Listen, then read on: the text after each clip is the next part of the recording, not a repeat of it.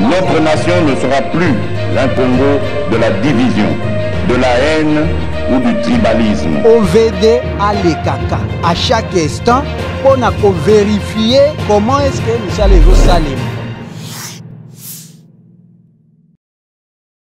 Tous les plaisirs pour nous de vous savoir nombreux devant vos écrans pour nous suivre. Mesdames et messieurs, bonsoir. Bienvenue à la grande édition de ce vendredi 9 décembre 2022 sur DRC Info. Tout de suite les sommaires. 10 200 recrues venus de plusieurs provinces de la République démocratique du Congo, regroupés à la base militaire de Kitona, ont reçu la visite du chef de l'État Félix-Antoine Tshisekedi, accompagné du chef d'état-major de l'armée et du ministre de la Défense jeudi 8 décembre 2022. Dialoguer pour une nouvelle fois avec les rebelles du M23, l'une des résolutions prises aux consultations de Nairobi, qui est totalement refutée par le Congolais qui exige du gouvernement central de déclarer la guerre contre ses agresseurs. Le chef de l'État Félix-Antoine Tshisekedi a visité jeudi 8 décembre 2022 les jeunes recrues ayant répondu à l'appel lancé il y a un mois de renforcer les forces armées de la République démocratique du Congo. Ils étaient là regroupés à la base militaire de Kitona, Dorcas Tchala. Félix Tshisekedi en mission de réconfort aux nouvelles recrues des FARDC. Sous une pluie battante, signe de bénédiction, le président de la République démocratique du Congo a effectué les déplacements du centre d'instruction de Kitona, situé au périphérie des territoires Moanda, avec en but de réarmer moralement de nouvelles recrues, car, dit-il, la mission de la défense de la patrie est noble, mais aussi pour s'imprégner des conditions d'hébergement de ces derniers. Le président de la République a au premier lieu tenu à remercier, voire encourager les derniers, ainsi que les démontrer son attention particulière, car, a-t-il déclaré, que le travail que ces jeunes ont choisi est d'une importance primaire. Naye lelo kota na bino bamapinga na biso ya kala nape ba oyo bakoti sika o babengi na lopoto ba recrue pona kotonda bino botondi ya maemanso bozali kosala pona ekolo na biso Congo pe na ekoyebisa bino ke mosala o bozali kosala ezali mosala ya motuya mingi esengeli biso bakonzi ya mboka tozala na attention makasi na maemanso matali mosala na bino pe mabota na bino na kosala bino ba promesse mingi te na préféré na bandaka kolakisa bino na ba acte bokomona bino moko ndenge mapinga na biso ekozwa valeur ekozongela valeur nango ya kala pe ekobanda kobangisa banguna nyonso oyo bakozala na makanisi ya koatake mboka na biso. Gouvernement etindaki loi oyo ya programmation militaire na parlement esali bambula na banda ba période ya indépendance wana loi wana ezalaki te. Tina ya loi wana ezali nini? Ezali ko organiser armée na biso, koyeba nombre ya effectif, koyeba ko équiper armée na biso, koyeba ko gérer yango de sorte que bana mboka mapinga bazala na ba condition malamu. Yango wana loi wana eko permettre biso sikoyo to bandaka kotia mbongo o esengeli ko salisa bino na maemanso na lakisi bino wana. Likambo ya pasi, likambo ya kanai, likambo ya motema mabe koyiba mbongo ya ration ya ba soda ya mapinga makambo nyonso wana ekosila abuo ya. Son avènement à la magistrature suprême du pays a-t-il indiqué l'amélioration des conditions de vie des militaires n'a cessé d'être au cœur de ses préoccupations. Note pour sa part la prospérité. Son engagement à soutenir les hommes en uniforme se manifestera au travers des actions et non de promesses, a-t-il dit. Votre devise Mais peu avant de se rendre à la base militaire de Kitona, le président de la République était au chantier de construction du port à l'eau profonde des Bananas pour s'enquérir de l'effectivité des travaux. Charlie Estras. 11 mois après la pose de la première pierre, le chef de l'État, Félix-Antoine Tshisekedi, a visité jeudi 8 décembre 2022 le gigantesque chantier de construction du port en eau profonde de Banana qui est en plein déploiement. Le processus des expropriations des occupants et autochtones étant complètement bouclé, l'heure est aux travaux d'enrochement. À ce jour, le processus d'expropriation est quasiment à son terme. Il est vrai que nous ne sommes pas parvenus à atteindre certaines personnes affectés par le projet. Et pour ce cas-là, nous avions envoyé les dossiers en justice, conformément à ce que préconise la loi sur les expropriations. Avec les autochtones, il n'y a pas de problème. Nous sommes parvenus à, comme je l'ai dit, à trouver une issue. Et même qu'ils sont en train de libérer, ou ils ont déjà libéré leur village. Ils ont même déjà trouvé un endroit où sera construit un nouveau village. Depuis la pose de la première pierre jusqu'à maintenant, il y a eu beaucoup de travaux qui se sont faits. Entre autres, on a finalisé les études, on a approfondi les études. En même temps, il y avait des conditions suspensives qui devaient être remplies pour, par exemple, nous livrer le terrain. Parce qu'on ne pouvait pas commencer directement les travaux quand toutes ces conditions n'étaient pas complètement remplies. Donc c'est la raison pour laquelle on a commencé les travaux proprement dits il y a un mois. C'est un projet qui est titanesque, mais au-delà de son importance comme superstructure, c'est un projet qui économiquement va apporter énormément de choses pour le pays, parce que ça sera un port en eau profonde, donc absolument il va nous rendre compétitifs par rapport aux autres ports de la sous-région. Et donc moi je suis heureux. La dernière fois que nous sommes passés ici, c'était le 9 novembre, c'était à l'occasion du début des travaux d'enrochement. Et je pense que vous pouvez voir que les machines sont à pied d'œuvre. Et il est normal pour le chef de l'État, en étant ici en province, de venir faire un tour dans le cadre de son itinérance pour se rendre compte effectivement que les travaux ont bel et bien commencé. Quand un projet se lance, il faut avoir la ferme conviction que ce projet va arriver à son terme. Ce n'est pas une option de commencer à chaque fois critiquer un projet quand il démarre. La seule option que nous avons, c'est de tous soutenir le projet pour qu'il puisse voir le jour, parce qu'il est de l'intérêt de tous les Congolais. Peu avant de s'y rendre à la base militaire de Kitona, le chef de l'État est venu s'enquérir de l'effectivité du début de travaux de ces ports qui traduit la matérialisation de sa vision en vue de concrétiser sa promesse faite à la nation congolaise en général et à la population du Moanda en particulier. Pour le retour d'une paix durable à l'est de la République démocratique du Congo, le gouvernement prévoit de dialoguer avec les rebelles du M23 dans le mois prochain. Les Congolais rencontrés dans les rues de Kinshasa s'opposent totalement à cette résolution et ne jurent que sur la guerre. Suivez. En tout cas, na vie personnellement, négociation pas négatif. Et ça la tête clair.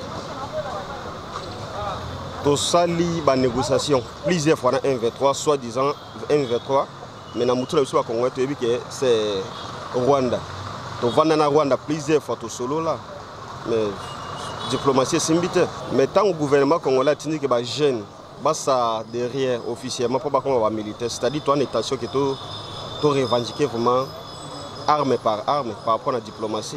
Et ça c'est le problème du gouvernement na biso le cas ba jeune déjà ba s'adhérer so formation 1 mois 2 mois koki bandeko ba qui déjà volonté ba simi mundu ki le cas ba kena une détermination ya guerre ba tia ba que non tozo bunda officiellement na Rwanda makambo so to sa kutozi za te za ke to takene Rwanda fara fa makambo so to ke na négociation za te pona ngai.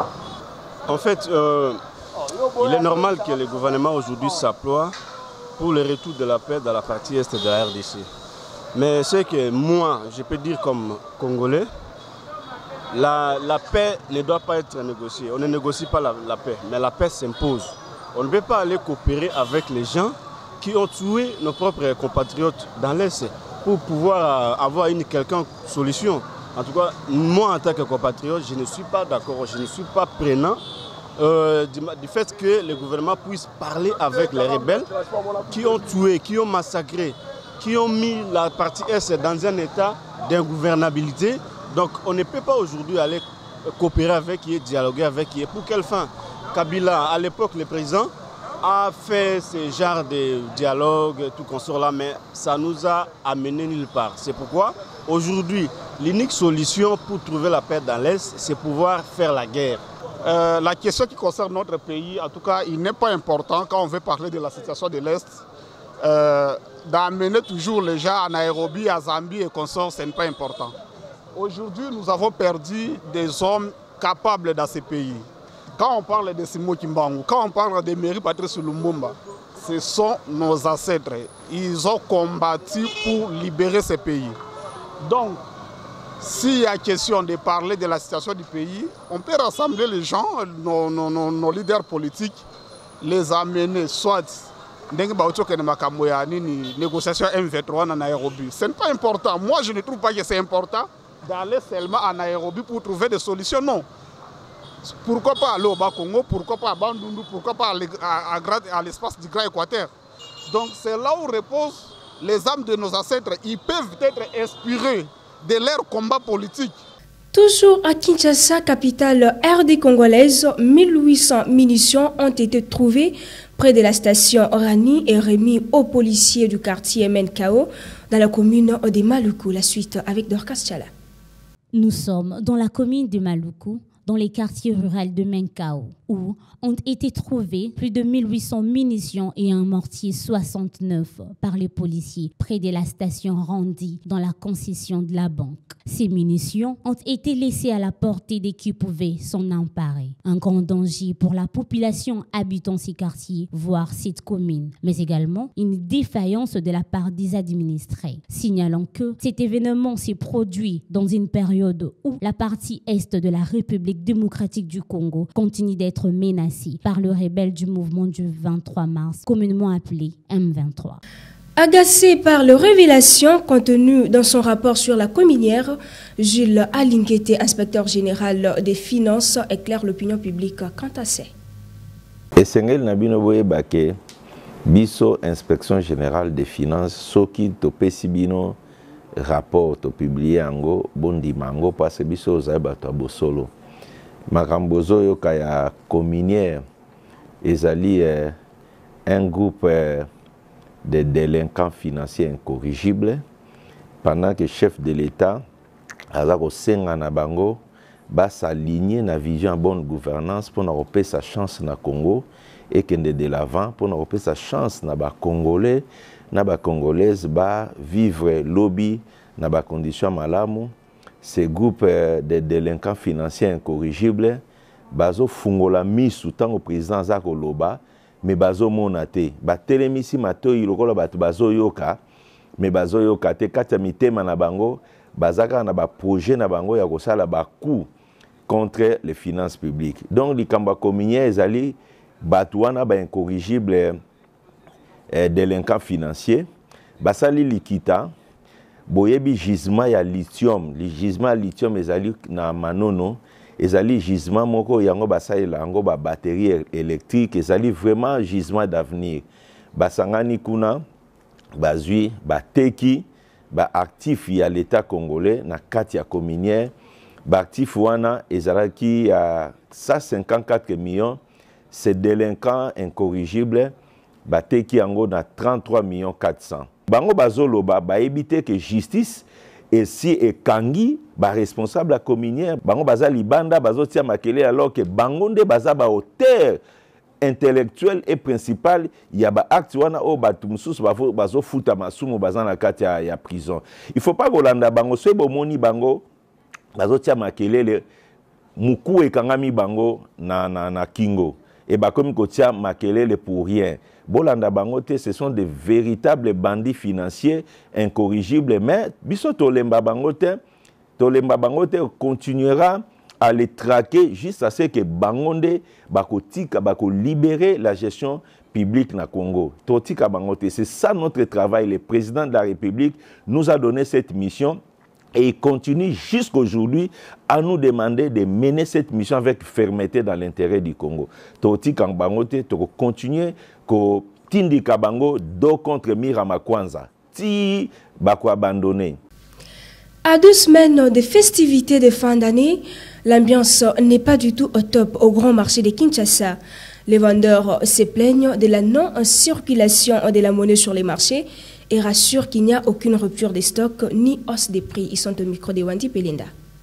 Par rapport à décembre, activité au marché de la nous avons article côté bien mais ça mais tu es bien à fête n'engage à la moment déjà au sensibiliser les commerçants avant d'être au comment muke donc bon ils ont mon appellate nous avons battu article bien au côté la table tous autres quand même bon de cyclette par rapport à prix et ça va prix l'année au kaka nous sommes biloko atako baksa 1000 francs 500 mais nous tu es bien décembre n'engage à la bon ils ont mon appellate.